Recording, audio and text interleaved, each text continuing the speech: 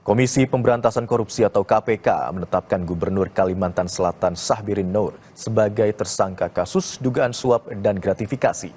Kasus ini diduga terkait dengan pengaturan proyek di Dinas PUPR yang berasal dari dana APBD pemerintah Provinsi Kalimantan Selatan. Sudah siap rekan-rekan semua? Oke.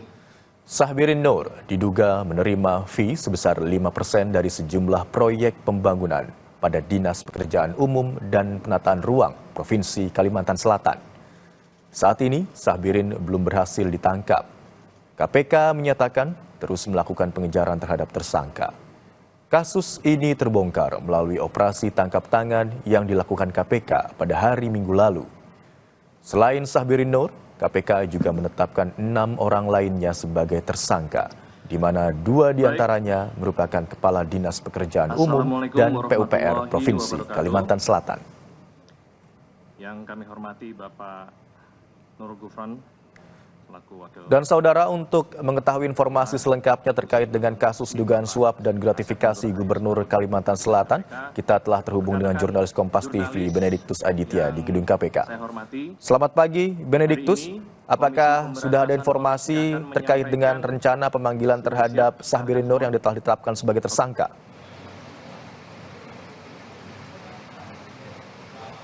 Ya, Imron dan juga saudara, memang terkait hal tersebut, kemarin Direktur Penindakan KPK, Asep Guntur Rahayu ini mengatakan bahwasannya Syahbirin sendiri masih dalam proses pemanggilan, dan hal tersebut terkait dengan kasus dugaan suap dan gratifikasi yang dia terima bersama 6 orang tersangka lainnya yang kemarin memang sudah ditahan oleh KPK. Terkait hal tersebut, memang KPK sendiri menyatakan bahwasannya ketika nantinya Syahbirin dipanggil dan tidak memenuhi panggilan, Syahbirin sendiri akan dinaikkan statusnya menjadi DPO begitu. Kemudian terkait hal tersebut, memang kita ketahui ada 3 proyek yang diduga direkayasa. Yang pertama terkait dengan pembangunan lapangan sepak bola di kawasan olahraga terintegrasi Pemprov Kalimantan Selatan senilai 23 miliar.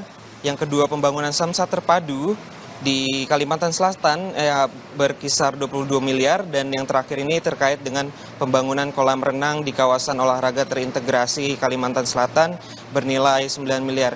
Memang kalau kita lihat sendiri, ini totalan dari proyeknya sendiri berkisar 50 miliar.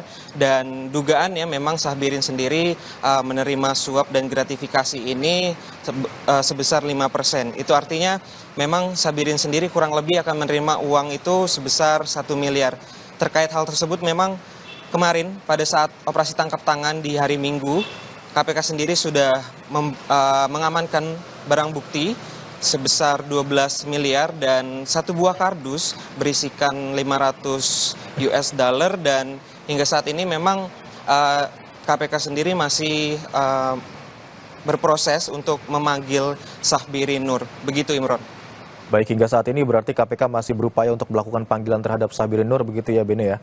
Dan dari informasi yang kami dapatkan dari Anda, proyek yang dijalankan sekitar 50 miliar, di mana Syahbirin Nur diduga menerima atau meminta fee sebesar 5% dari proyek tersebut. Dan hingga kini selain Syahbirin Nur, ada 6 orang lain yang telah ditetapkan sebagai tersangka. Terima kasih atas laporan Anda, Benediktus Aditya melaporkan dari Gedung KPK Jakarta. Selamat bertugas kembali.